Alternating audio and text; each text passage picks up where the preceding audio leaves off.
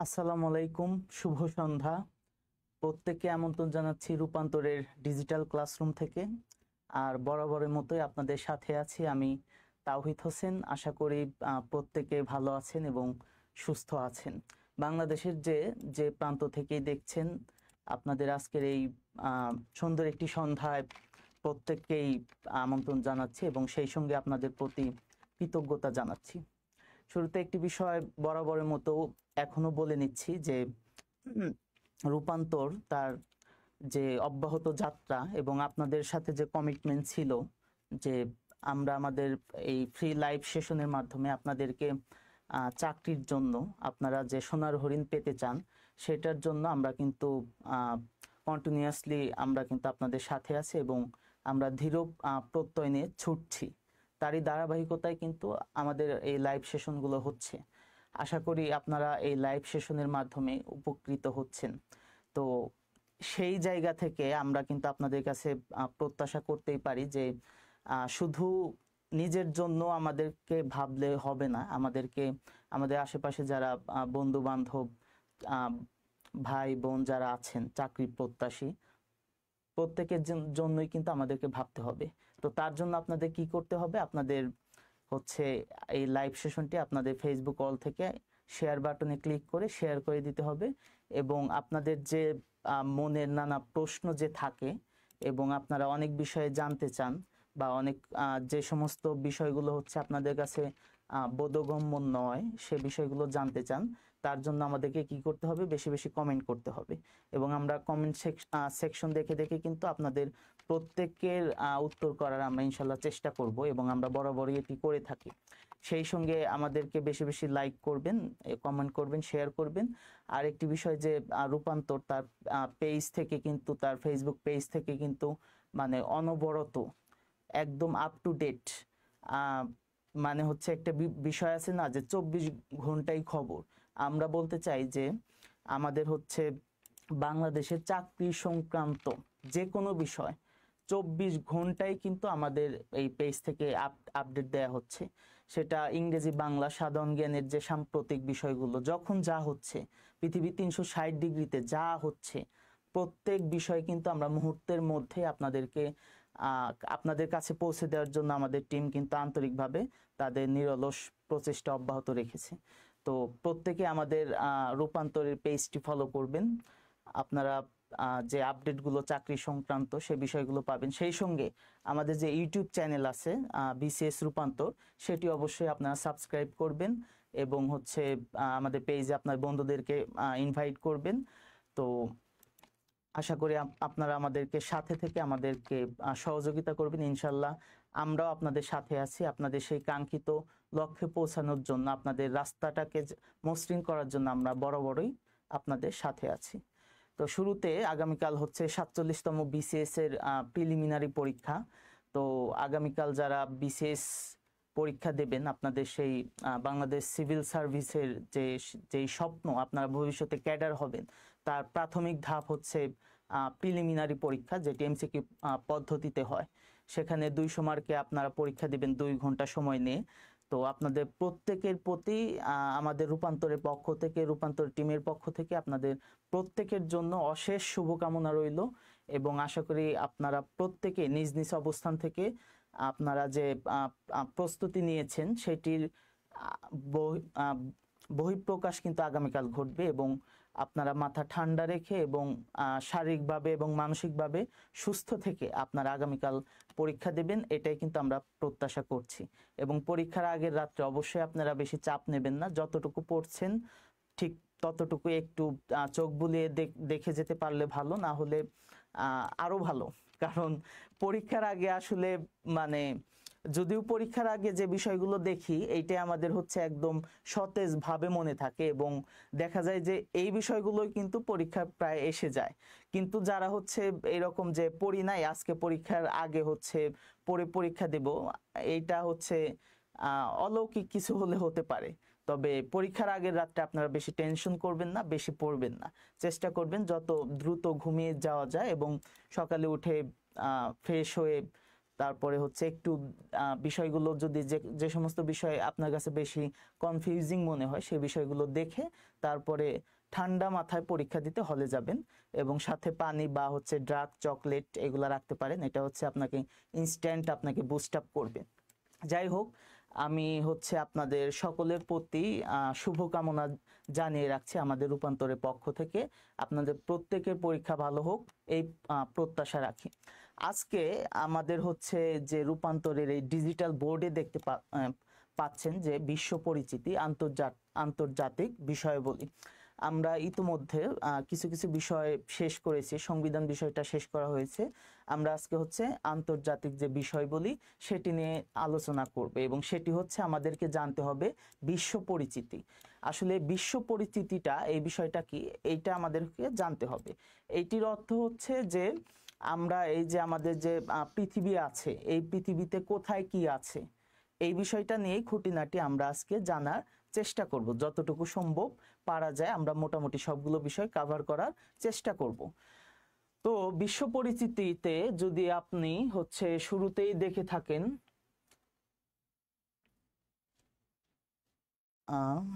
এইটা হচ্ছে আমরা হচ্ছে একটু আমাদের টেকনিক্যাল একটু এই হচ্ছে আমরা বোর্ডটা নিয়ে আসার চেষ্টা করছি।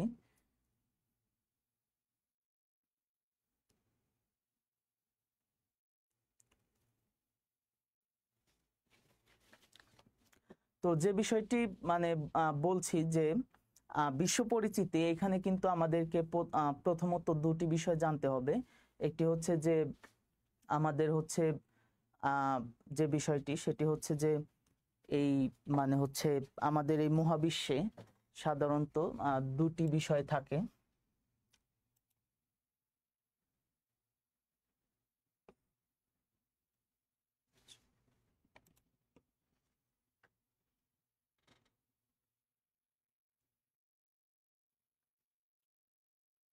আমাদেরকে যে বিষয়টি বিশেষভাবে খেয়াল রাখতে হবে সেটি হচ্ছে যে আমাদের এই পৃথিবীতে বিশ্ব সম্পর্কে যদি আমরা জানতে চাই তাহলে আমাদের প্রথমে যে বিষয়টি জানতে হবে সেটি হচ্ছে মহাদেশ। পৃথিবীতে মহাদেশ কয়টি এই বিষয়টি আমাদেরকে হচ্ছে জানতে হবে একদম শুরুতে, এবং একদম যে ভিত্তিমূলক যে কথাবার্তা সেইটাই আমাদেরকে জানতে হবে। বিশেষ করে আমি হচ্ছে বিগত কয়েকদিন ধরে যে আসন্ন যে আপনাদের পরীক্ষাটি হবে যে প্রাইমারি স্কুলের যে সহকারী প্রধান শিক্ষক এবং হচ্ছে সহকারী শিক্ষক এবং প্রধান শিক্ষক নিয়োগ পরীক্ষার জন্য যে প্রশ্নগুলো হয় সেটি হচ্ছে একদম আপনার হচ্ছে ফাউন্ডেশন লেভেল থেকে কিন্তু প্রশ্ন করা হয়। আপনাদের একদম সিম্পল জানাশোনার মধ্য থেকেই কিন্তু সাধারণ জ্ঞান প্রশ্নটি এসে থাকে। আমি হচ্ছে আরেকটি দিন আপনাদের সাথে জিকে হ্যাক্স নিয়ে আলোচনা করব, অর্থাৎ আপনারা সাধারণ জ্ঞান আসলে কিভাবে পড়বেন বা কিভাবে পড়লে ইফেক্টিভলি আপনারা মনে রাখতে পারবেন বা হচ্ছে কি পড়বো কি পড়বো না এই বিষয়গুলো নিয়ে আমরা একটি হচ্ছে একদিন পড়াশোনার বাইরে এমনি আমরা হচ্ছে আড্ডা দেব। তো এই মহাবিশ্ব নিয়ে যদি বলতে হয় তাহলে আমাদের হচ্ছে শুরুতেই যে বিষয়টি আমাদেরকে জানতে হবে সেটি হচ্ছে পৃথিবীতে মহাদেশ আছে কয়টি। পৃথিবীতে পৃথিবীতে মহাদেশ আছে হচ্ছে 7টি। তাহলে পৃথিবীতে মহাদেশ আছে কয়টি? 7টি। এই 7টি মহাদেশ কি এইবার আমরা সেটি জানব। এই 7টি মহাদেশের মধ্যে শুরুতে যদি আমরা হচ্ছে দেখি তাহলে আমরা কি দেখতে পাবো। প্রথমেই যদি দেখি মহাদেশের মধ্যে সবচেয়ে বড় মহাদেশ হচ্ছে এশিয়া। সবচেয়ে বড় মহাদেশ হচ্ছে এশিয়া। এশিয়া মহাদেশ হচ্ছে সবচেয়ে বড়। তারপরে যদি আমরা দেখি তারপরে হচ্ছে আমরা দেখব ইউরোপ মহাদেশ। তারপরে আমাদের আছে হচ্ছে দক্ষিণ আমেরিকা মহাদেশ।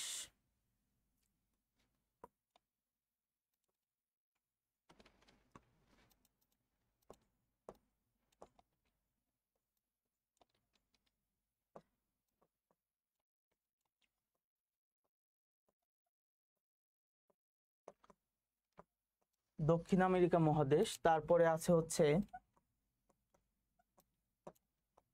উত্তর আমেরিকা মহাদেশ, তারপরে আমাদের আছে হচ্ছে ওশেনিয়া মহাদেশ। ওশেনিয়াকে আবার অস্ট্রেলিয়া মহাদেশ হিসেবেও আমরা কি করি, আমরা হচ্ছে ডেকে থাকি। তাহলে আমরা কি ডেকে থাকি, ওশেনিয়া মহাদেশকে আমরা অস্ট্রেলিয়া মহাদেশ হিসেবেও ডেকে থাকি। তারপরে আমাদের আরেকটি মহাদেশ যেটি আছে সেটি হচ্ছে অ্যান্টার্কটিকা মহাদেশ।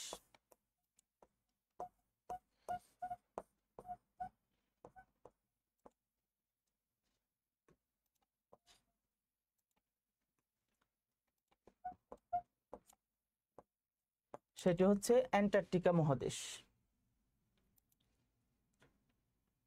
এই 7টি মহাদেশ পৃথিবীতে বিরাজমান। তাহলে আমরা বিশ্ব পরিচিতির একদম শুরুতে যদি বলি, একদম খুবই সাধারণ কথাবার্তা, এগুলো হচ্ছে আপনারা হচ্ছে শৈশবকালে আপনারা যখন 1 2 3 4 পড়ছেন তখন হচ্ছে আপনারা বাংলাদেশ ও বিশ্ব পরিচয় বা সমাজ যাই বলি না কেন এইগুলো জায়গায় কিন্তু আপনারা পড়ে এসেছেন।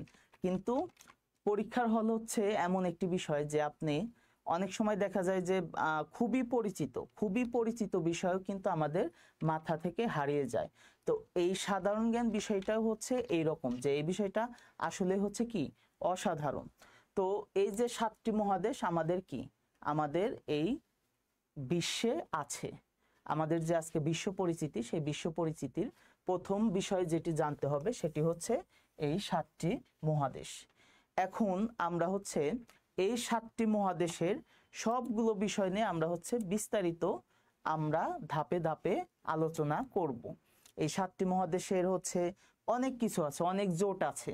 যেমন বর্তমানে আজকে হচ্ছে একটি বিষয়, এটা সাম্প্রতিকের মধ্যে আপনারা আজকে একদম আপডেট তথ্য, সেটি হচ্ছে যে পাকিস্তান এবং সৌদি আরবের মধ্যে এক ধরনের চুক্তি হয়েছে। সেই চুক্তিটা কি, যে এরকম এসেছে যে পাকিস্তানের উপর যদি কোনো রাষ্ট্র হচ্ছে আক্রমণ করে তাহলে সৌদি আরব ধরে নেবে যে এই আক্রমণটি সৌদি আরবের সাথে হয়েছে, সৌদি আরবের উপরে করেছে। অর্থাৎ ন্যাটোর যে বিষয় আছে, নর্থ আটলান্টিক অর্গানাইজেশন যে আছে ন্যাটোর যে একটা জোট আছে, ন্যাটোভুক্ত যে দেশগুলো আছে তাদের যেমন হচ্ছে তারা যেমন পারস্পরিক তাদের উপর কোনো আক্রমণ হলে তারা একে অপরকে সাহায্য করে এবং হচ্ছে তারা হচ্ছে বিভিন্নভাবে যুদ্ধ বন্ধের জন্য বা কোনো কারণে যদি যুদ্ধ লেগে যায় তাহলে সেই ক্ষেত্রে হচ্ছে অস্ত্র দিয়ে বা অর্থ দিয়ে বিভিন্নভাবে হচ্ছে সাহায্য করে। ঠিক ওই রকম একটি চুক্তি সৌদি আরব এবং পাকিস্তানের মধ্যে কিন্তু আজকে হয়েছে।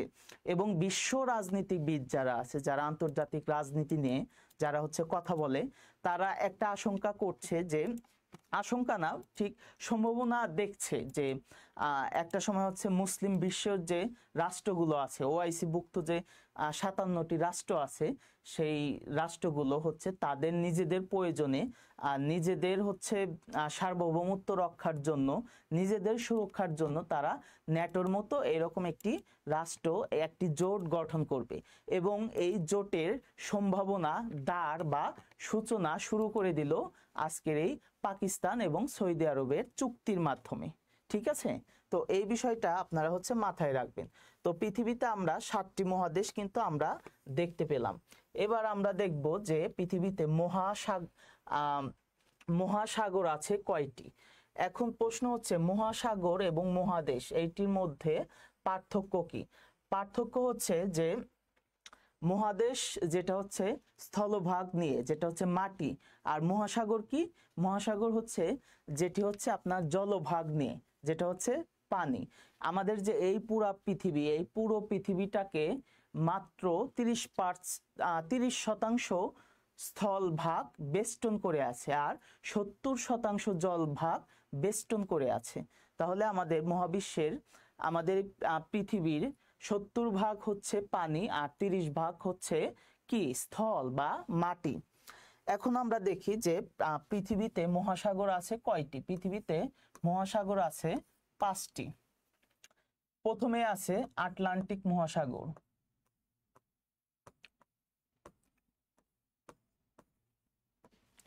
আটলান্টিক মহাসাগর।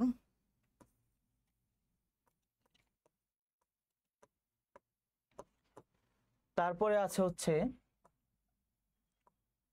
প্রশান্ত মহাসাগর। তারপরে আছে হচ্ছে আমাদের ভারত মহাসাগর।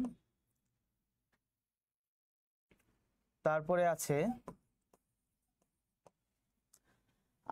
আর শুরুতে যে একটি বিষয় আপনাদের হচ্ছে বলে নেই যে আপনাদের যদি কোনো বিষয় নিয়ে আপনাদের যদি হচ্ছে প্রশ্ন থাকে তাহলে কিন্তু আপনারা আমাদের হচ্ছে আমাদের কমেন্ট সেকশনে জানাবেন। আমরা হচ্ছে দেখতে পাচ্ছি ইতিমধ্যে অনেকেই বিভিন্ন জায়গা থেকে আমাদের সাথে যুক্ত হচ্ছেন এবং আমাদেরকে কমেন্ট করছেন। এইভাবে আপনারা আমাদেরকে কমেন্ট করেন, আমাদেরকে উৎসাহিত করেন এবং আপনাদের কোনো প্রশ্ন যদি থেকে থাকে তাহলে অবশ্যই সেটি আমাদেরকে কিন্তু করবেন।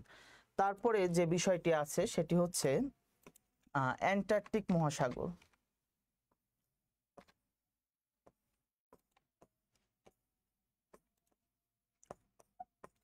অ্যান্টার্কটিক মহাসাগর। তারপরে কি আছে? তারপরে আছে হচ্ছে দক্ষিণ আমেরিকা মহাসাগর।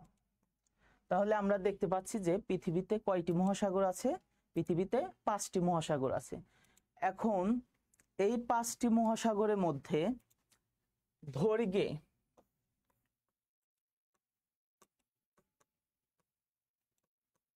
দৈর্ঘ্যে সবচেয়ে বড় হচ্ছে আটলান্টিক মহাসাগর। আটলান্টিক মহাসাগর প্রায় পৃথিবীর 11টি রাষ্ট্রের উপর দিয়ে কি বয়ে চলেছে, অর্থাৎ এই যে লম্বা ভাবে এইরকম দৈর্ঘ্যে লম্বা ভাবে আটলান্টিক মহাসাগর পৃথিবীর সবচেয়ে বড় মহাসাগর। আর গভীরতম, অর্থাৎ দৈর্ঘ্য অত বড় না কিন্তু হচ্ছে প্রস্থ এবং গভীরতম, সবচেয়ে গভীরতম মহাসাগর হচ্ছে প্রশান্ত মহাসাগর। তাহলে সবচেয়ে গভীরতম মহাসাগর হচ্ছে প্রশান্ত মহাসাগর। তাহলে বিশ্ব পরিচিতির আমরা প্রথমেই যে বিষয়টি জেনে নিলাম যে পৃথিবীতে কয়টি মহাদেশ এবং কয়টি মহাসাগর রয়েছে।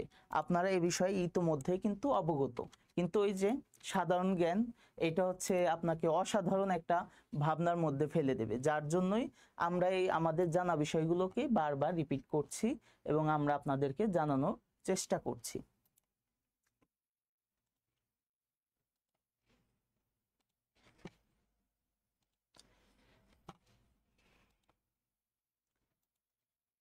এবার আসেন আয়তন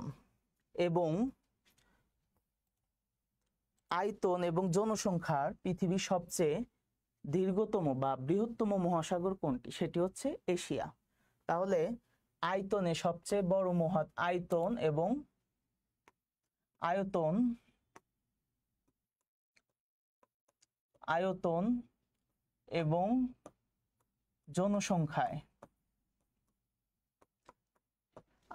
এবং জনসংখ্যায় পৃথিবীর বৃহত্তম মহাদেশ কোনটি? পৃথিবীর বৃহত্তম মহাদেশ হচ্ছে এশিয়া।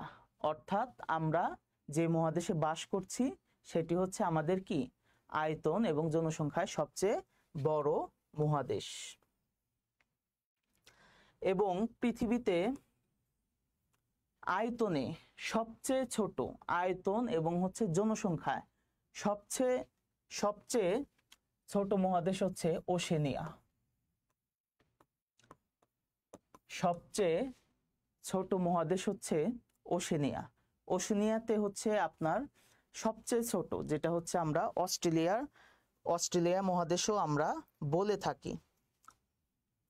অস্ট্রেলিয়া মহাদেশ আয়তনে সবচেয়ে ছোট। আর জনশূন্য মহাদেশ বলা হচ্ছে কোথায়? অ্যান্টার্কটিকা। অ্যান্টার্কটিকা মহাদেশকে হচ্ছে জনশূন্য মহাদেশ বলা হচ্ছে।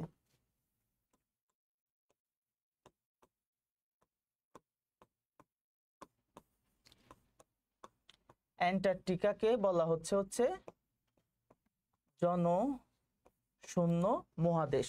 অর্থাৎ অ্যান্টার্কটিকা মহাদেশে একটা মানুষও বাস করে না। কেন বাস করে না? কারণ হচ্ছে এইটা হচ্ছে বরফে ঢাকা একটি মহাদেশ। এইখানে মানে মানুষের বসবাসের জন্য যে অনুকূল পরিবেশ দরকার সেটি বিন্দু পরিমাণ মাত্রও নেই। আপনারা এখন প্রশ্ন করতে পারেন যে এই যে অনেক রাষ্ট্র তো আছে যেগুলো হচ্ছে স্ক্যান্ডিনেভিয়ান রাষ্ট্র, স্ক্যান্ডিনেভিয়ান রাষ্ট্র যেগুলো, সেখানেও তো বরফ থাকে, সেখানে তো মানুষ বাস করে, কিন্তু এই হচ্ছে অ্যান্টার্কটিকা মহাদেশে কেন বাস করতে পারে না? দেখেন স্ক্যান্ডিনেভিয়ান রাষ্ট্রগুলোতে হচ্ছে মোটামুটি বছরে প্রায় 10 মাস মানে মেঘাচ্ছন্ন বা কুয়াশাচ্ছন্ন এবং হচ্ছে সূর্য না উঠলেও বা হচ্ছে কম আলো থাকলেও বাকি 4 মাস কিন্তু মোটামুটি ভালো একটা পরিবেশ থাকে, ঠিক আছে? এবং সেখানে কিন্তু মানুষের বসবাসের জন্য মোটামুটি উপযোগী পরিবেশ আছে।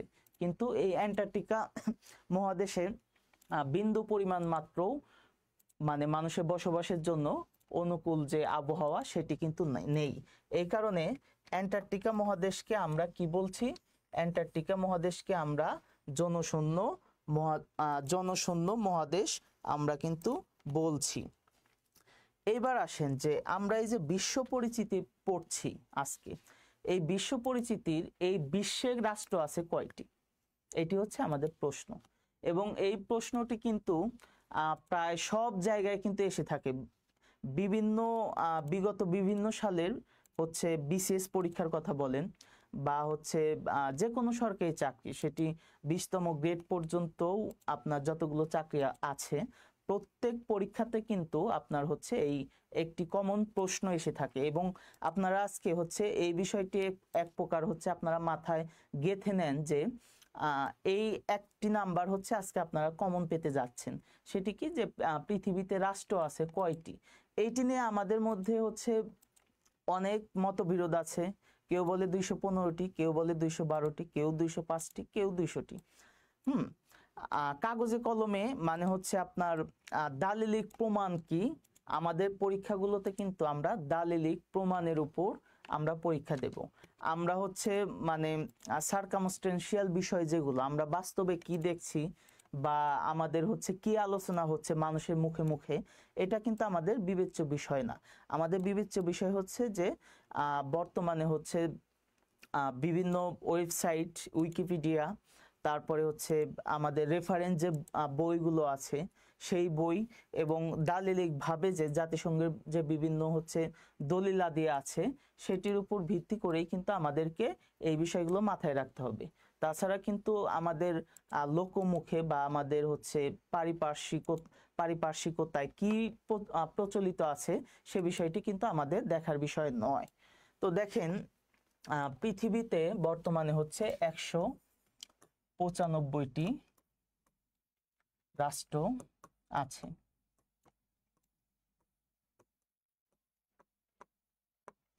পৃথিবীতে 195টি রাষ্ট্র কিন্তু বিদ্যমান আছে। এখন প্রশ্ন হচ্ছে যে এই 195টি রাষ্ট্রের মধ্যে জাতিসংঘের সদস্যভুক্ত রাষ্ট্র কয়টি? 195টি কিন্তু স্বাধীন রাষ্ট্র। এই রাষ্ট্রগুলো কি? এই রাষ্ট্রগুলো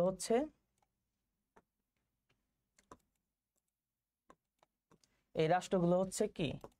স্বাধীন, অর্থাৎ এরা কিন্তু স্বাধীন রাষ্ট্র। প্রত্যেকে 195টি রাষ্ট্রই কিন্তু 195টি রাষ্ট্রই কিন্তু স্বাধীন রাষ্ট্র।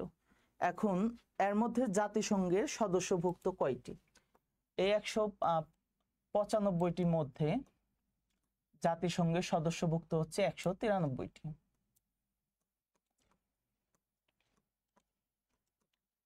জাতিসংঘের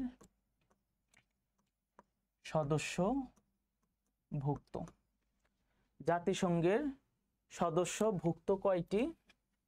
193টি। এখন প্রশ্ন হচ্ছে যে আপনি স্বাধীন রাষ্ট্রের কথা বললেন 195টি, কিন্তু আপনি জাতিসংঘের সদস্যভুক্ত রাষ্ট্রের কথা বলছেন 193টি, বাকি 2টি রাষ্ট্র কোথায় গেল? এটি হচ্ছে আপনাদের প্রশ্ন।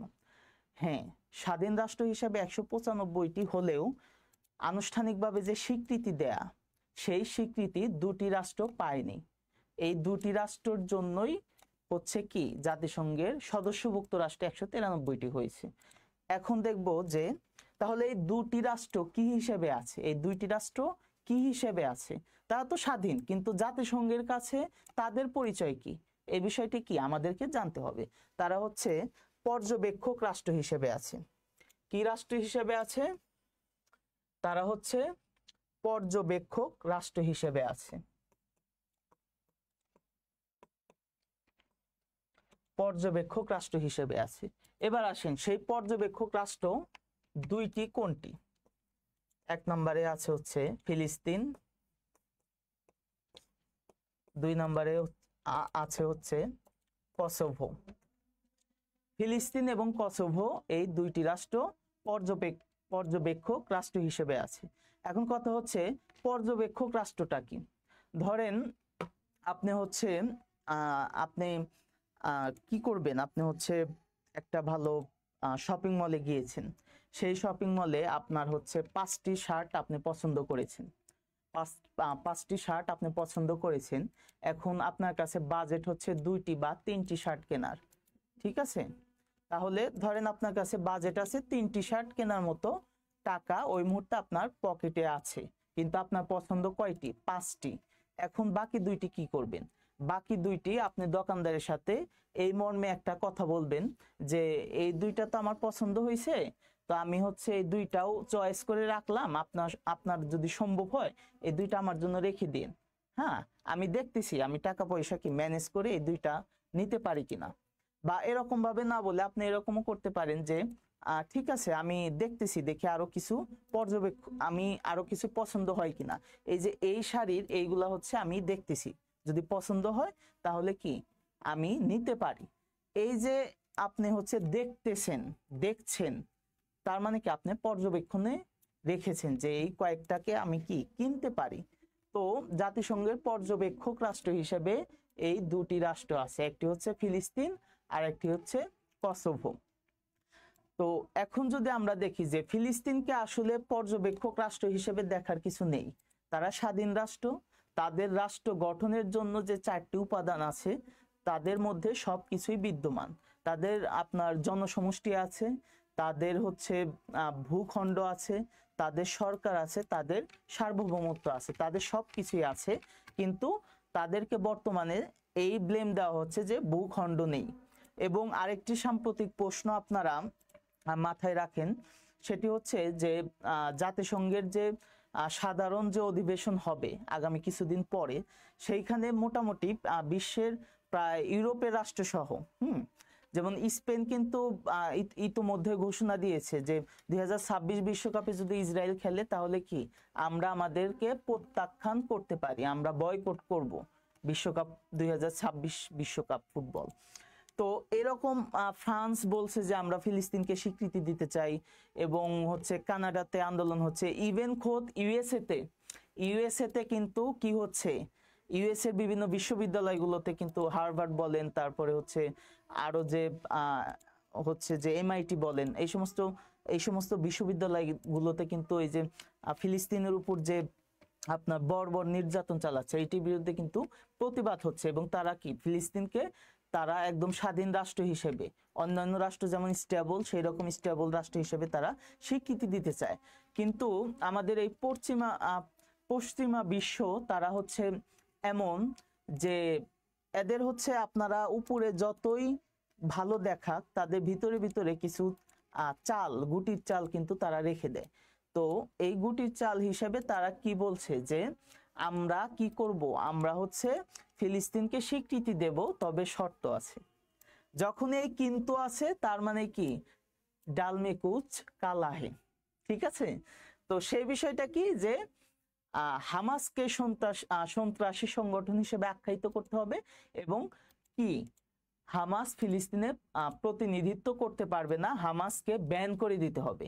এই মর্মে হচ্ছে তারা ফিলিস্তিনকে স্বাধীন রাষ্ট্র হিসেবে স্বীকৃতি দেবে এবং জাতিসংঘের পক্ষভুক্ত করার জন্য প্রস্তাব রাখবে, কিন্তু হামাসকে বিদায় করে দিতে হবে। তো দেখেন এই হামাসকে নিয়েই তো হামাস ফিলিস্তিনের স্বার্থ সংরক্ষণের জন্য তারা তো চেষ্টা করছে, তাদের নিয়েই তো মানে ইসরায়েলের যত মাথা ব্যথা বা আমেরিকার যত মাথা ব্যথা। যাই হোক, আমরা ওদিকে না যাই, তাহলে ফিলিস্তিনকে জাতিসংঘ হচ্ছে পর্যবেক্ষক রাষ্ট্র হিসেবে মানে রেখেছে, ভবিষ্যতে তাদের সদস্যভুক্ত করতে পারে। আর কসোভো এই দুইটি রাষ্ট্রকে হচ্ছে তারা পর্যবেক্ষক রাষ্ট্র হিসেবে স্বীকৃতি দিয়েছে, এবং বাদ বাকি যে 193টি রাষ্ট্র আছে 193টি রাষ্ট্র হচ্ছে কি জাতিসংঘের সদস্যভুক্ত। এখন আসেন যে এই বাংলাদেশ জাতিসংঘের কততম সদস্য এবং কবে সদস্যপদ লাভ করে? বাংলাদেশ জাতিসংঘের 136তম সদস্য। কততম? 136তম। এবং 1974 সালে কি বাংলাদেশ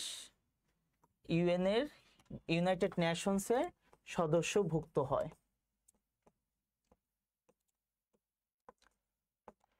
বাংলাদেশ 1974 সালে জাতিসংঘের সদস্যভুক্ত হয় কি হিসেবে? 136তম রাষ্ট্র হিসেবে। এখন প্রশ্ন হচ্ছে যে বাংলাদেশ তো 1971 সালে স্বাধীন হয়েছে, তাহলে 72, 73 এবং হচ্ছে 74 সাল, তো এত 2 বছর বা 3 বছর পরে কেন হলো? কারণ যে একটা বিষয় আছে যে ভেটো পাওয়ার, নিরাপত্তা পরিষদের যে স্থায়ী 5টি সদস্য আছে তাদের ভেটো পাওয়ার, এর মধ্যে হচ্ছে চীন বাংলাদেশের জাতিসংঘের সদস্যভুক্ত করার বিপক্ষে ছিল এবং তারা কিন্তু বাংলাদেশের মুক্তিযুদ্ধের সময় তারা পাকিস্তানের পক্ষে অবস্থান নিয়েছিল। এবং একটি বিষয় জানবেন যে আমাদের হচ্ছে এই পাকিস্তান এবং হচ্ছে চীন, তাদের মধ্যে কিন্তু খুবই বন্ধুত্বপূর্ণ সম্পর্ক, সেটা রাজনৈতিকভাবে, সামরিকভাবে এবং সেটা হচ্ছে অর্থনৈতিকভাবেও। তো যার কারণে তারা হচ্ছে ভেটো দিয়েছিল, তারা দিতে চায়নি বাংলাদেশকে জাতিসংঘ সদস্যভুক্ত করুক, চায়নি। এই কারণে আমাদের হচ্ছে সদস্য হতে একটু সময় বেশি লেগেছে স্বাধীন হওয়ার পরেও। তাহলে দেখেন যে আমরা 195টি রাষ্ট্র দেখলাম, তার মধ্যে 193টিকে দেখলাম হচ্ছে জাতিসংঘের সদস্যভুক্ত এবং বাকি 2টি হচ্ছে পর্যবেক্ষক রাষ্ট্র হিসেবে আছে। এখন প্রশ্ন হচ্ছে যে জাতিসংঘের সদস্যভুক্ত সর্বশেষ রাষ্ট্র কোনটি? এখন জাতিসংঘের সদস্যভুক্ত সর্বশেষ রাষ্ট্র হচ্ছে কোনটি? সেটি হচ্ছে দক্ষিণ সুদান। সেটি হচ্ছে দক্ষিণ সুদান। দক্ষিণ সুদান জাতিসংঘের সদস্যভুক্ত রাষ্ট্র এবং সেটি হচ্ছে তারা 9 জুলাই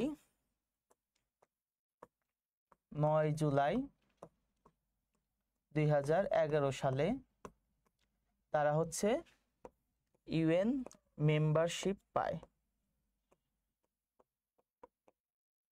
ইউএন মেম্বারশিপ পায় 2011 সালের 9 জুলাই দক্ষিণ সুদান ইউএন মেম্বারশিপ পায়, অর্থাৎ জাতিসংঘের সদস্যভুক্ত হয় 193তম রাষ্ট্র হিসেবে।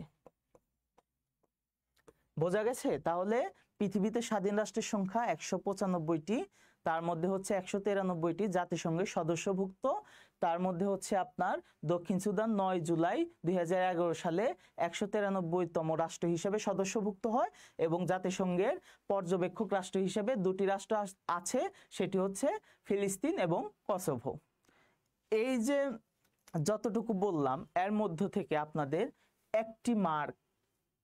একটি নাম্বার নিশ্চিত আসবে, নিশ্চিত, আমি গ্যারান্টি দিচ্ছি আসবেই। এটা আপনার 20তম গ্রেড পর্যন্ত যে কোনো চাকরি পরীক্ষা আসবেই। কারণ কিছু কিছু বিষয় হচ্ছে বারবার হচ্ছে রিপিট হয়। হয়তোবা বিসিএস এ এসেছে, এটা হচ্ছে বিসিএস এ এবার আসলো, দেখবেন যে আগামী বছর হচ্ছে অন্য কোনো দশম গ্রেডের কোনো চাকরি পরীক্ষায় এসে গেছে বা 12 গ্রেডের কোনো চাকরি পরীক্ষায় কি এসে গেছে। তো কোনো না কোনো পরীক্ষায় এই বিষয়গুলো কি আপনাদের ফেস করতে হবে, আপনাদেরকে কিন্তু উত্তর করতে হবে। যার কারণে এই বিষয়গুলো আমাদের এই ক্লাসগুলো আপনারা প্রত্যেকে একটু কি মনোযোগী হয়ে শুনবেন এবং আপনারা খাতা কলম নেবেন, আপনারা হচ্ছে নোট করবেন।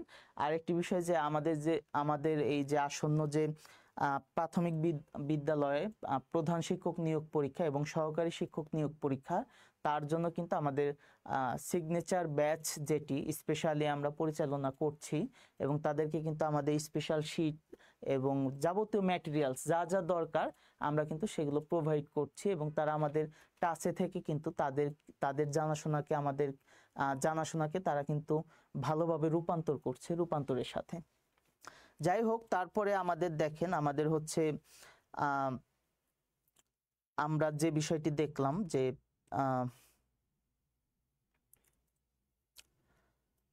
এখন আমরা দেখব, আমরা হচ্ছে এবার একটু ইউরোপে যাব, যে আমরা হচ্ছে দেখব যে পৃথিবীর সবচেয়ে ক্ষুদ্রতম রাষ্ট্র কোনটি। এবার আমরা দেখব পৃথিবীর ক্ষুদ্রতম রাষ্ট্র কোনটি। সেটি হচ্ছে পৃথিবীর মধ্যে যতগুলো রাষ্ট্র আছে তার মধ্যে সবচেয়ে ক্ষুদ্রতম রাষ্ট্র হচ্ছে ভ্যাটিকান সিটি। সবচেয়ে ক্ষুদ্রতম রাষ্ট্র কোনটি? সেটি হচ্ছে ভ্যাটিকান সিটি। ভ্যাটিকান সিটিতে লোক সংখ্যা মাত্র 1200, মাত্র 1200-র মধ্যে, এক্সাক্ট মানে যে একদম যে 1200ই এমন না, কম বেশি হতে পারে, তবে ম্যাক্সিমাম কত? ম্যাক্সিমাম আছে হচ্ছে 1200। এখন প্রশ্ন হচ্ছে যে এত কম কেন, এটি হচ্ছে আমাদের প্রশ্ন। ভ্যাটিকান সিটি হচ্ছে আপনার ভ্যাটিকান সিটিতে কিন্তু কোনো নারী বাস করে না, ঠিক আছে? ভ্যাটিকান সিটিতে কিন্তু সব কি পুরুষ মানুষ বাস করে, কোনো নারী বাস করে না। ভ্যাটিকান সিটিকে আরেকটি নামে ডাকা হয়, সেটি হচ্ছে পোপের শহর। সেটি হচ্ছে পোপের শহর। ভ্যাটিকান সিটিকে কি হিসেবে ডাকা হয়? পোপের শহর কিন্তু ডাকা হয়। এখন পোপ কারা? এই যে যারা হচ্ছে আপনার হচ্ছে এই যে খ্রিস্টান ধর্মাবলম্বী যারা, তাদের যে ধর্মীয় গুরু উপাসনালয় থাকে গির্জায়, তাদের হচ্ছে যে প্রধান, তারা হচ্ছে কি এই ভ্যাটিকান সিটিতে থাকে। এবং আপনারা জানেন যে এই বছরই পোপ ফ্রান্সিস মারা গেছে, এবং পোপ ফার্ডিন্যান্ড ইউএস থেকে তিনি কিন্তু আবার পোপ নির্বাচিত হয়েছে। এবং এই ভ্যাটিকান সিটিকে বলা হচ্ছে পোপের শহর। এবং তারা সবাই পুরুষ, ওইখানে কোনো মেয়ে মানুষ বসবাস করে না। আর যারা এই গির্জা পুরোহিত, তারা কিন্তু হচ্ছে কি করে, তারা কিন্তু বিয়ে শাদীও করে না, অর্থাৎ তারা এক প্রকার সন্ন্যাস জীবন উপভোগ করে বা যাপন করে, ঠিক আছে? তো আমরা ভ্যাটিকান সিটির বিষয়ে আমরা দেখলাম। এবার আমরা দেখব যে ভ্যাটিকান সিটিকে কেন পোপের শহর বলা হয় বা ওইখানে কেন জনসংখ্যা কম, সেই বিষয়টি আমরা দেখলাম। এবার আমরা দেখব যে সবচেয়ে কম দেশের মহাদেশ কোনটি। সবচেয়ে কম দেশের মহাদেশ হচ্ছে দক্ষিণ আমেরিকা। দেশের সংখ্যা কতটি? 12টি।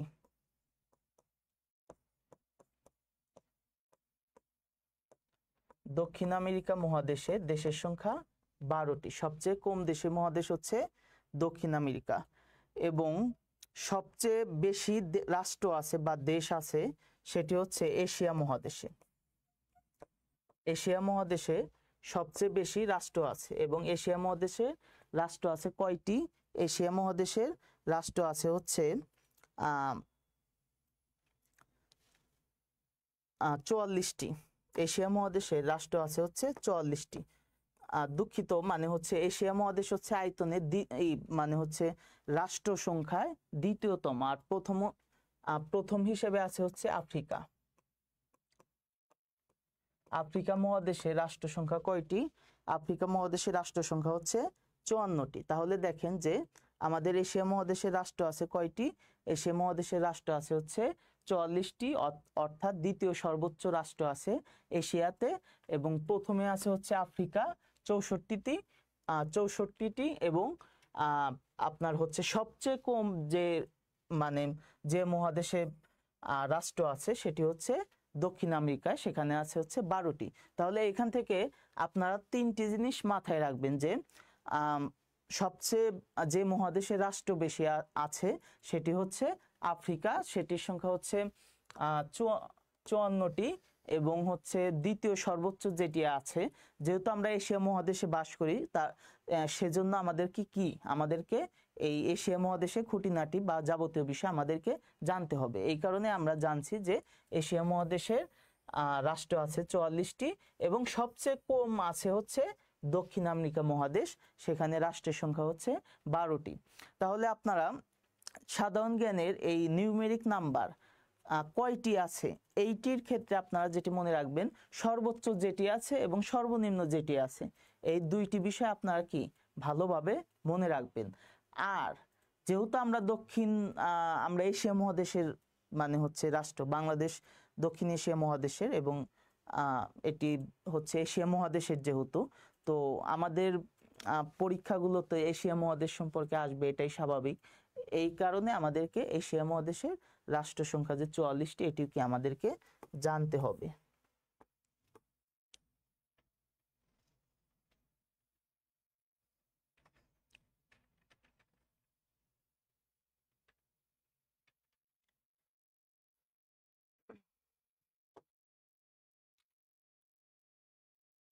এইবার আসেন যে এই যে আমাদের রাষ্ট্রগুলো যে আছে, এই রাষ্ট্রগুলোকে আপনার হচ্ছে সবচেয়ে বেশি কোন দেশ বেষ্টন করে আছে, সবচেয়ে বেশি বেষ্টিত করে আছে কোন দেশ?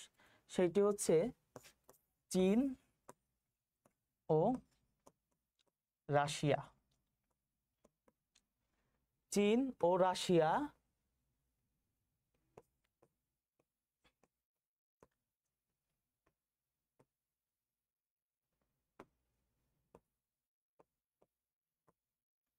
চীন ও রাশিয়াকে 14টি দেশ বেষ্টন করে আছে, ঠিক আছে? মানে সীমান্তবর্তী তাদের হচ্ছে যে রাষ্ট্রগুলো আছে সেটি হচ্ছে চীন এবং রাশিয়া। চীন এবং রাশিয়াতে কি আছে? চীন এবং রাশিয়াতে মানে হচ্ছে 14টি দেশ তাদের বেষ্টন করে আছে, ঠিক আছে? মানে হচ্ছে তাদের বর্ডার আছে, 14টি রাষ্ট্রের সাথে তাদের কি বর্ডার আছে, সর্বোচ্চ সর্বোচ্চ প্রত্যেকটি দেশের সাথে 14টি রাষ্ট্রের কি আছে, বর্ডার আছে। এখন এরই ফাঁকে আমরা একটু বাংলাদেশের বর্ডার সম্পর্কে আমরা একটু জেনে নেই। বাংলাদেশের সাথে কয়টি রাষ্ট্রের সীমান্ত আছে বা বর্ডার আছে? বাংলাদেশের সাথে দুটি রাষ্ট্রের সীমান্ত আছে। বাংলাদেশের সাথে দুটি রাষ্ট্রের সীমান্ত আছে, সেটি কি? মিয়ানমার এবং ভারত। মিয়ানমার এবং ভারত এই দুটি রাষ্ট্রের সাথে বাংলাদেশের কি আছে? সীমান্ত আছে। এখন সবচেয়ে বেশি সীমান্তবর্তী জেলা বা কানেকশন আছে হচ্ছে আমাদের কি? ভারতের সাথে। আমাদের ভারতের সাথে সবচেয়ে বেশি কি আছে? আমাদের 3 দিক বেষ্টন করে আছে কি? ভারত। 3 দিক বেষ্টন করে আছে ভারত, আর এক দিক বেষ্টন করে আছে হচ্ছে আমাদের কি? মিয়ানমার। এখন মিয়ানমারের সাথে আমাদের যে সীমান্তবর্তী জেলাগুলো আছে, মিয়ানমারের সাথে যে 3টি জেলা আছে, সেই 3টি জেলা, এবার সেই 3টি জেলার নাম আমরা দেখব। মিয়ানমারের সাথে 3টি জেলা মানে হচ্ছে বাংলাদেশের 3টি জেলার কি আছে? কানেকশন আছে, বর্ডারে কানেকশন আছে। সেই 3টি জেলা কি? বাখারা। কি খাড়া? বাখারা। আপনারা যারা বাকরখানি পছন্দ করেন তারা বাকরখানি দিয়ে মনে রাখবেন। বাকরখানি থেকে কি হয়েছে? বাখারা। বাখারার মধ্যে 3টি রাষ্ট্র আছে, ঠিক আছে? সরি, 3টি হচ্ছে বাংলাদেশের জেলা আছে বাখারার মধ্যে, এবং এই 3টি জেলা হচ্ছে মিয়ানমারের সাথে বাংলাদেশের সীমান্তর কি? কানেকশন করছে। সেই 3টি জেলা কি? বান্দরবন কিন্তু না, বান্দরবান, ঠিক আছে? সুন্দরবন এইটা বলতে পারেন, সুন্দরবন, কিন্তু বান্দরবন না, বান্দরবান, খাগড়াছড়ি,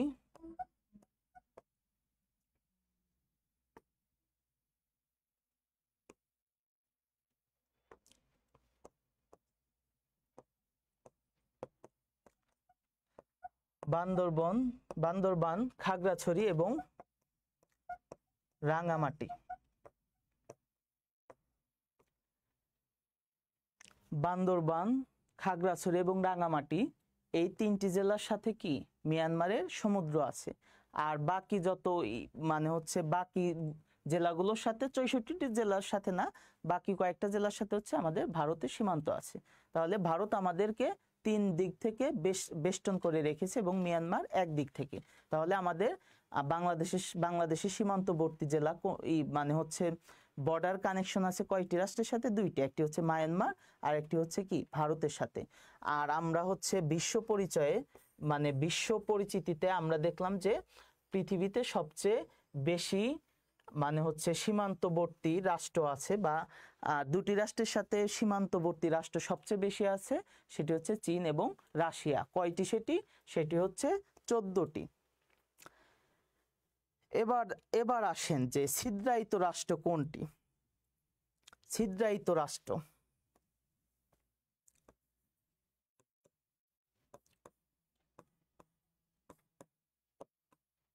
ছিদ্রায়িত রাষ্ট্র হচ্ছে আমাদের আছে হচ্ছে ইতালি এবং দক্ষিণ আফ্রিকা।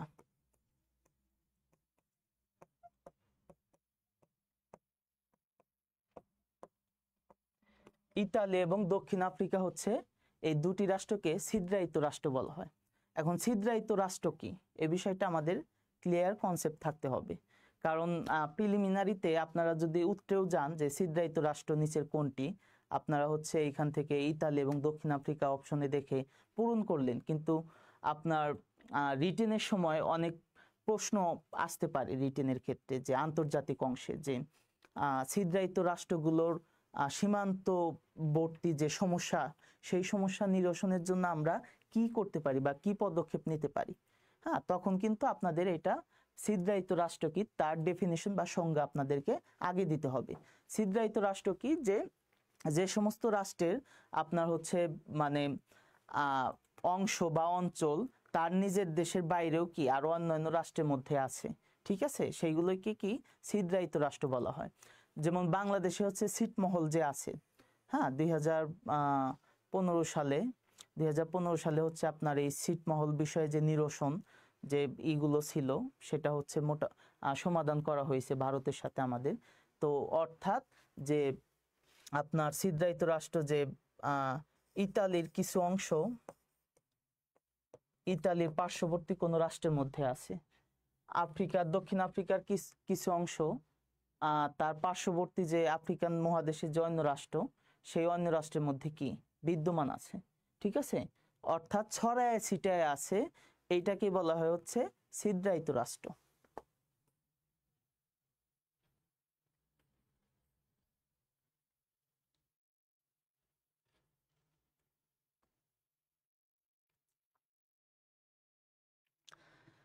এবার আসেন যে বিশ্বের যতগুলো রাষ্ট্র আছে তার মধ্যে হচ্ছে সবচেয়ে বেশি রাষ্ট্রভাষার মানে রাষ্ট্র কোনটি, সবচেয়ে বেশি রাষ্ট্রভাষা প্রচলিত আছে বা সবচেয়ে বেশি ভাষা প্রচলিত আছে কোন রাষ্ট্রে, ঠিক আছে।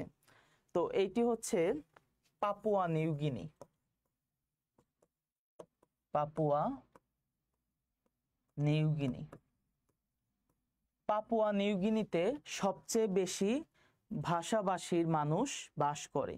তাহলে কোথায় সবচেয়ে বেশি ভাষাভাষীর মানুষ বাস করে? সেটি হচ্ছে পাপুয়া নিউগিনিতে। পাপুয়া নিউগিনিতে তারা হচ্ছে কি কালচারাল প্লুরালিজম যে বিষয়টা হচ্ছে মানে বহুত্ববাদ বা সামষ্টিক যে একটা বিশাল কালচার আছে, তারা এইটাকে হচ্ছে তারা অ্যাডপ্ট করে, তারা এটাকে স্বীকৃতি দেয়, এবং সেই স্বরূপ 820টি ভাষা তাদের দেশে প্রচলিত আছে। তাহলে কয়টি ভাষা পাপুয়া নিউগিনিতে প্রচলিত আছে? 820টি ভাষা পাপুয়া নিউগিনিতে প্রচলিত আছে। এই কারণে সবচেয়ে রাষ্ট্রভাষার দিক দিয়ে সবচেয়ে বেশি ভাষাভাষী রাষ্ট্র বলা হচ্ছে পাপুয়া নিউগিনিতে। আর সবচেয়ে বেশি ভাষায় কথা বলে কারা? সবচেয়ে বেশি ভাষা ব্যবহার করা হচ্ছে মান্দারিন। মান্দারিন ভাষায় সবচেয়ে বেশি মানুষ কথা বলে। এখন মান্দারিন ভাষা কোন রাষ্ট্রের? মান্দারিন ভাষা হচ্ছে চীন রাষ্ট্রের। মান্দারিন ভাষা হচ্ছে কোন রাষ্ট্রের? চীন রাষ্ট্রের, ঠিক আছে।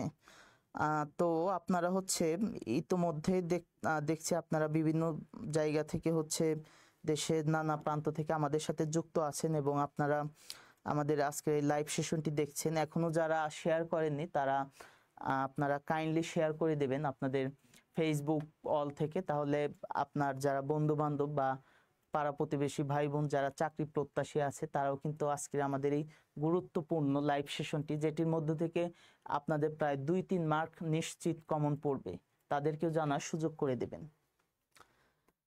যাই হোক, সবচেয়ে বেশি ভাষায় কথা বলে হচ্ছে মান্দারিন। আমরা হচ্ছে মান্দারিন ভাষার যে রাষ্ট্র সেটি দেখলাম, সেটি হচ্ছে চীন। এখন যে বিষয়টি আসবো, যে আমরা হচ্ছে ধাপে ধাপে এশিয়া মহাদেশের রাষ্ট্রগুলো যে আছে সেটি হচ্ছে আমরা ছন্দাকারে শেখার চেষ্টা করব। তো দেখেন, এশিয়া মহাদেশের রাষ্ট্রগুলোর কথা যদি বলি, শুরুতে আমাদেরকে যে বিষয়টি বলতে হবে সেটি হচ্ছে আমাদের, যেহেতু আমরা দক্ষিণ এশিয়া মহাদেশের অবস্থিত, আমাদের বাংলাদেশের অবস্থান দক্ষিণ এশিয়া মানে এশিয়া মহাদেশের দক্ষিণ প্রান্তে আমরা বাংলাদেশ, আমরা কি অবস্থান করছি, যেহেতু আমাদেরকেই আগে জানতে হবে। কারণ নিজের পরিচয়, নিজের সক্ষমতা না জানলে কিন্তু আমরা কি করতে পারবো না, আমরা অন্যের উপকার করতে পারবো না, বা সমাজের উপকার বা রাষ্ট্রের উপকারে আমরা কিন্তু কাজে লাগতে পারবো না। সেজন্য আমাদেরকে কি করতে হবে, নিজের পরিচয় জানতে হবে। আর নিজে চাকরির ক্ষেত্রে নিজের পরিচয় জানাটা আগে দরকার। এই কারণে আমাদের দক্ষিণ এশিয়া মহাদেশ সম্পর্কে জানতে হবে। এখন দক্ষিণ এশিয়া মহাদেশের রাষ্ট্র কয়টি, এ বিষয়ে আমাদেরকে জানতে হবে। দক্ষিণ এশিয়া মহাদেশের রাষ্ট্র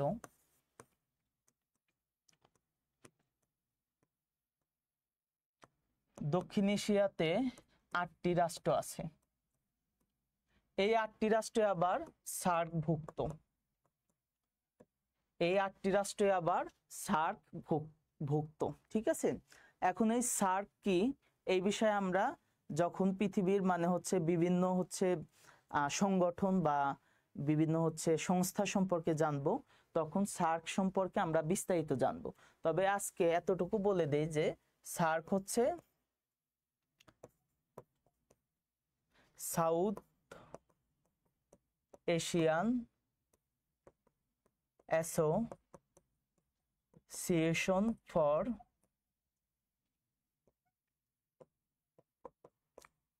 regional Cooperation. South Asian Association for Regional Cooperation.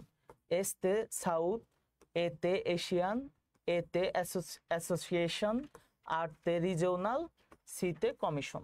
তাহলে সার্ক কি, South Asian Association for Regional Cooperation. তাহলে দক্ষিণ এশিয়ার রাষ্ট্র 8টি এবং এই 8টি রাষ্ট্রই কি সার্কভুক্ত। ঠিক আছে,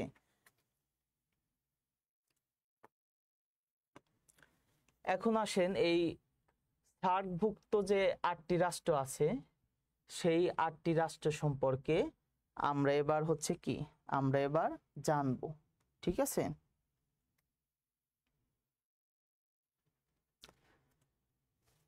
এইটা এই 8টি রাষ্ট্র সম্পর্কে জানানোর আগে আমি হচ্ছে এই মানে একটি বিষয়, এটা একটু সেনসিটিভ আর কি, তো সেনসিটিভ বিষয়ে খোলাসা করে বলি। যেহেতু আমরা মানে হচ্ছে আমাদের উদ্দেশ্য একটাই, সেটি হচ্ছে আমাদের একটি সরকারি চাকরি দরকার এবং আমরা কি মানুষের সেবা করতে চাই, দেশের জনগণের সেবা করতে চাই। আমরা আমরা বিভিন্ন মতাদর্শে বিশ্বাসী হতে পারি, বিভিন্ন ধর্মের, বিভিন্ন রাজনৈতিক দলের বা বিভিন্ন সমাজের গোষ্ঠীর আমরা মতাদর্শ আমরা ধারণ করতে পারি, সেটি আমাদের একান্তই ব্যক্তিগত। আমরা সেটা আমাদের মনে এবং ঘরে এবং মাথায় রেখে দিছি। কিন্তু পড়াশোনার ক্ষেত্রে আমাদেরকে কি, আমাদেরকে চাকরি পাওয়ার জন্য আমরা কিভাবে সহজভাবে পড়তে পারি, ঠিক আছে, আমাদের সেই বিষয়টি আমাদের জানতে হবে, আমাদের রপ্ত করতে হবে, আমাদের শিখতে হবে। তো এই ক্ষেত্রে ছন্দ তৈরি করতে গিয়ে অনেক সময় কি হয়, অনেক সময় হচ্ছে দেখা যায় যে ছন্দের খাতিরে এদিক সেদিক একটু হয়, মানে কোনো বিষয়টাকে একটু অন্যভাবে আমরা উপস্থাপন করি। ঠিক আছে, এটা জাস্ট আমাদের মনে রাখার জন্য। তাছাড়া কোনো গোষ্ঠী বা কাউকে হেয় করা, সমালোচনা করা, আঘাত করা বা তার যে লেজিটিমেসি নিয়ে কোনো প্রশ্ন করা উদ্দেশ্যই আমাদের নেই। আমাদের জাস্ট আমাদের সহজভাবে রপ্ত করার জন্য, আমাদের ছন্দ দিয়ে আমাদের শেখার জন্য আমরা একটু বিভিন্নভাবে উপস্থাপন করার চেষ্টা করি।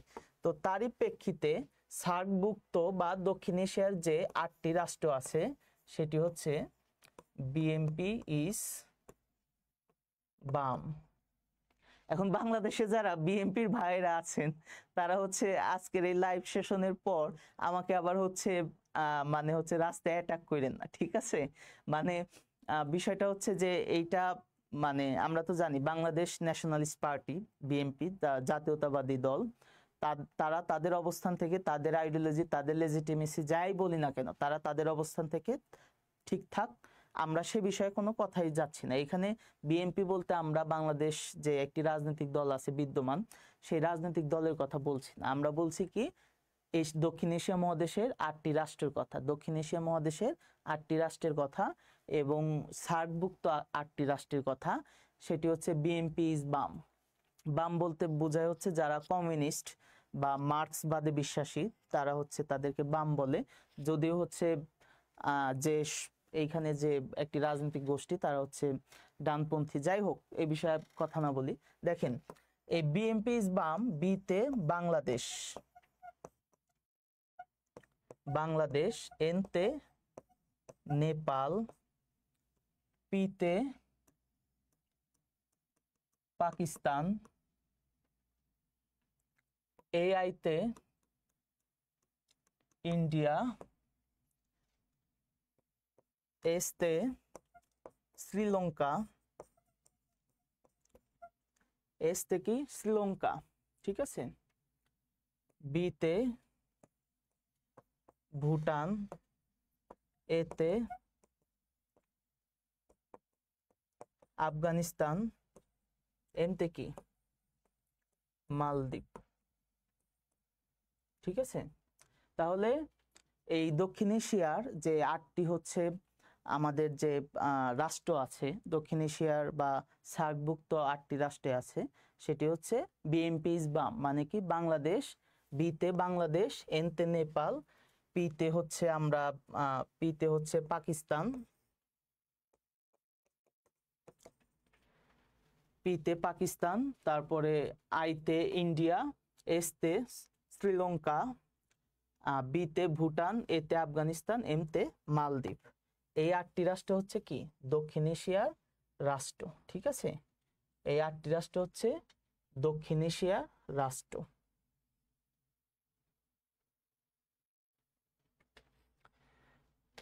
তারপরে দেখেন আমরা দক্ষিণ এশিয়ার রাষ্ট্র সম্পর্কে আমরা কিন্তু জানলাম, এখন দেখেন পূর্ব এশিয়ার রাষ্ট্র সম্পর্কে আমরা জানবো।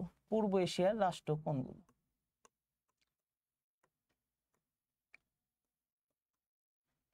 পূর্ব এশিয়ার রাষ্ট্র বা মঙ্গোলিয়ান রাষ্ট্র,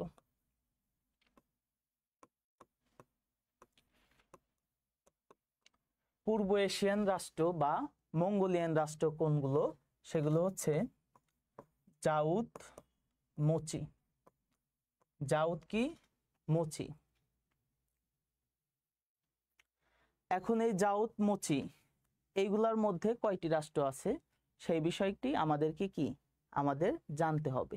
পূর্ব এশিয়ার রাষ্ট্রগুলোকে মঙ্গোলিয়ান বলা হয় কারণ হচ্ছে তারা চেঙ্গিস খানের বংশধর আর কি। তারা হচ্ছে দেখবেন যে ওই যে বাংলাদেশের গারো পাহাড়ি অঞ্চলে বাস করে, যে রাঙ্গামাটি খাগড়াছড়িতে গারো, তাদের একটু নাক চ্যাপ্টা হয় এবং তাদের চোখ একটু ছোট হয় এবং একটু খাটো আকৃতির হয়। আমি আবার আমাকে হচ্ছে রেসিস্ট বললেন না, রেসিজম কইরেন না, কারণ আমি ওই প্রেক্ষিতে আমি মানে মন্তব্য করছি না। মানে আমাদের যে আকৃতি, আমাদের তো পৃথিবীতে 3টি মানে হচ্ছে গোষ্ঠী বর্ণের মানুষ আছে, একটি হচ্ছে শ্বেতাঙ্গ, তারপরে হচ্ছে আপনার নিগ্রো, আর একটি হচ্ছে মঙ্গোলিয়ান। তো তাদের মধ্যে একটি হচ্ছে এই মঙ্গোলিয়ান, তারা হচ্ছে পূর্ব এশিয়ার রাষ্ট্র এবং তারা হচ্ছে কি জাউদ মোচি। এখন এই জাউদ মোচিতে জতে শুরুতে হচ্ছে জাপান, রস্যতে উত্তর কোরিয়া, রস্যতে উত্তর কোরিয়া, অর্থাৎ আপনাদের প্রিয় নেতা, আমাদের প্রিয় নেতা কে? কিম জং উন, ঠিক আছে। আমাদের প্রিয় নেতা কিম জং উনের রাষ্ট্র উত্তর কোরিয়া। উত্তর কোরিয়াতে কিন্তু এই যে গত 3 দিন আগে একটি আইন পাশ করছে, সেটি সম্পর্কে কি আপনারা জানেন? যে উত্তর কোরিয়াতে যদি কেউ বিদেশি সিনেমা, বিদেশি গান বা বিদেশি যে কোনো মানে সংস্কৃতি তারা যদি হচ্ছে তাদের দেশে প্রচার প্রসারণ বা হচ্ছে প্রদর্শন করে, তার শাস্তি হবে মৃত্যুদণ্ড, ঠিক আছে, অর্থাৎ তাকে মেরে ফেলা হবে, ঠিক আছে। এইটা হচ্ছে কোথায়? উত্তর কোরিয়াতে। আমাদের প্রিয় নেতা কিম জং উনের রাষ্ট্রতে এই আইনটি করেছে। এবং হতে উত্তর কোরিয়া, এবং দতে দক্ষিণ কোরিয়া, দতে দক্ষিণ কোরিয়া, মচির মতে মঙ্গোলিয়া, মচির মতে মঙ্গোলিয়া, এবং চিতে চীন। তাহলে রাষ্ট্র পাচ্ছি কয়টা? পূর্ব এশিয়ার রাষ্ট্র 1 2 3 4 5, 5টি রাষ্ট্র হচ্ছে আমরা পাচ্ছি জাউত মচিতে। সেটি কি? জাপান, উত্তর কোরিয়া, দক্ষিণ কোরিয়া, মঙ্গোলিয়া এবং হচ্ছে চীন। এই 5টি রাষ্ট্র কোন মহাদেশে আছে? এই 5টি রাষ্ট্র আছে হচ্ছে আমাদের পূর্ব এশিয়াতে। ঠিক আছে।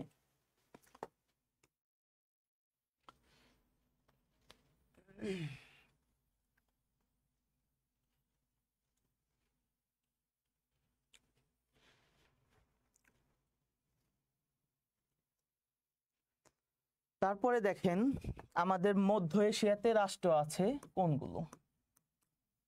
আজকে এই মধ্য এশিয়ার রাষ্ট্রগুলোর কথা বলেই কি আমরা শেষ করব। আমরা মোটামুটি প্রায় 1 ঘন্টার উপরে সময় নিয়ে নিয়েছি। আপনাদের অত ধৈর্য এখন হচ্ছে একটু আমরা একটু কম কম পড়ি, তবে বেশি মানে ইফেক্টিভলি পড়ি। তো দেখেন সেটি হচ্ছে কাকি তাও আতো। মধ্য এশিয়ার রাষ্ট্র কোনগুলো? কাকিতাও আতো। কাকিতাও আতুর মধ্যে প্রথমে আছে হচ্ছে কাজাকিস্তান, তারপরে আছে হচ্ছে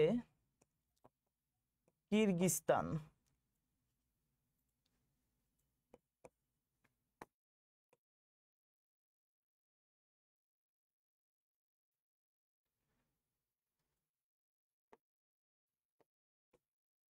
কাকিতাও আতুর মধ্যে শুরুতে আছে হচ্ছে আমাদের কাজাখস্তান, তারপরে আছে হচ্ছে আমাদের কিরগিজস্তান,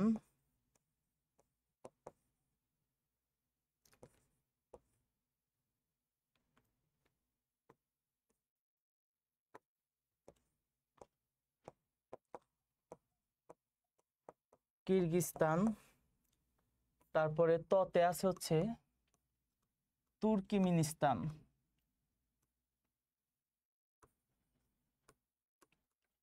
তুর্কিমিনিস্তান, তারপরে রস্যতে আছে হচ্ছে আমাদের উজবেকিস্তান,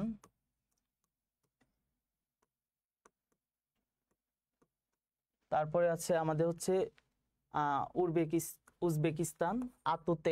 আতে আছে হচ্ছে আজারবাইজান,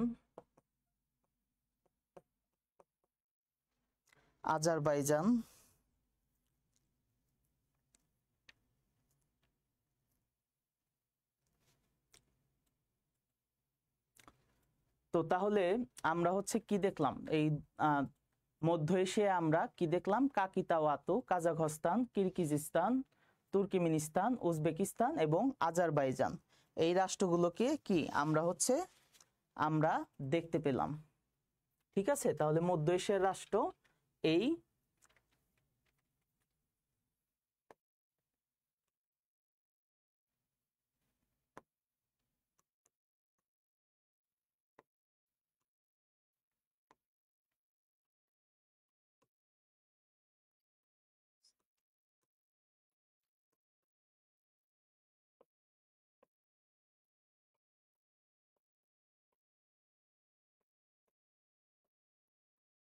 তাহলে কাকিতাওয়াতো, Kazakhstan, Kyrgyzstan, Azerbaijan, Turkmenistan, Uzbekistan এবং তাজিকিস্তান, এই কয়েকটি রাষ্ট্র আছে কোথায়? আমাদের মধ্য এশিয়াতে। ঠিক আছে। তো আজকে আমরা কিন্তু এই দক্ষিণ এশিয়ার রাষ্ট্র এবং হচ্ছে পূর্ব এশিয়ার রাষ্ট্র এবং মধ্য এশিয়ার রাষ্ট্র কোনগুলো সেই বিষয়ে কিন্তু আজকে আমরা দেখলাম। আমরা পরবর্তীতে এশিয়া মহাদেশের যে আরো কয়েকটি রাষ্ট্র আছে সেই বিষয়ে আমরা ছন্দ দিয়ে শিখব। পাশাপাশি হচ্ছে বিভিন্ন অঞ্চল আছে, সেই অঞ্চল সম্পর্কে আমরা কি জানবো, যেমন আমি শুরুতেই বলেছিলাম যে স্ক্যান্ডিনেভিয়ান অঞ্চল, হ্যাঁ, এরকম ভলকান অঞ্চল আছে, তারপরে হচ্ছে এরকম অনেক অঞ্চল আছে, সেই বিষয়গুলো কি আমরা এই বিশ্ব পরিচিতির যে আমাদের দ্বিতীয় ক্লাসটি হবে সেখানে কিন্তু আমরা বিস্তারিত জানবো। যাই হোক, আজকে আর আপনাদের বেশি সময় নেব না, অনেকক্ষণ আজকে আপনারা আমাদের সাথে ছিলেন এবং হচ্ছে আপনারা বিভিন্ন জায়গা থেকে আমাদেরকে দেখছেন, আপনারা কমেন্ট করছেন এবং আমাদের খুবই ভালো লাগছে যে আপনারা আমাদের সাথে আছেন, দেখছেন। আশা করি এই ধারাবাহিকতা আপনারা সামনেও রাখবেন, আগামী যে লাইভ সেশনগুলো হবে আপনারা সেখানে হচ্ছে পার্টিসিপেট করবেন। এবং একটি বিষয় যে রূপান্তর কিন্তু আপনাদের সাথে সব সময় আছে, ছায়ার মতন কিন্তু আছে, এবং আপনাদের হচ্ছে যে জানাশোনা বিষয়গুলোকে আরেকটু সহজ করে আপনাদের সামনে উপস্থাপনের জন্য আমাদের টিম সবসময় নিরলসভাবে তারা কিন্তু কাজ করে যাচ্ছেন। এবং আমাদের ফেসবুক পেজ কিন্তু 24 ঘন্টার যে আপনারা খবর, 24 ঘন্টাই খবর, এরকম বিভিন্ন স্লোগান আপনারা দেখেন। আমাদের কি, আপনাদের 24 ঘন্টায় তথ্য, কিসের, চাকরি নিয়ে তথ্য বা আপনার হচ্ছে সাধারণ জ্ঞানে যে কোনো তথ্য আপ টু ডেট আমাদের ফেসবুক পেজ থেকে কিন্তু আমরা সরাসরি দিয়ে দিচ্ছি। এবং আমাদের লাইভ ক্লাসের রেকর্ডিংগুলো বা আমাদের এগুলো কিন্তু আমাদের ইউটিউবে আছে, আপনারা ইউটিউব চ্যানেলটি সাবস্ক্রাইব করবেন এবং সবসময় আমাদের সাথে থাকবেন। আপনার বিজয়ে আমরাও অংশীদার হতে চাই, আপনার হাসিতে আমরাও কি উদ্ভাসিত হব, এই প্রত্যাশা কিন্তু আমরা রাখি। সেই সঙ্গে আমি শেষবারের মতো আবারও আগামীকাল যারা 47তম বিসিএস পরীক্ষায় প্রিলিমিনারি পরীক্ষা দেবেন প্রত্যেককে আমাদের রূপান্তরের পক্ষ থেকে আপনাদের প্রতি শুভকামনা রইল। আপনারা পরীক্ষা ভালোভাবে দেন এই প্রত্যাশা এবং মহান আল্লাহ তাআলার কাছে এই দোয়া করি। আর সবশেষে আপনাদের সকলের সুস্বাস্থ্য এবং দীর্ঘায়ু কামনা করছি এবং সকলে ভালো থাকবেন, রূপান্তরের সাথে থাকবেন এবং বেশি বেশি পড়বেন। আমার পক্ষ থেকে আজকের জন্য আপনাদের সকলের প্রতি শুভকামনা জানিয়ে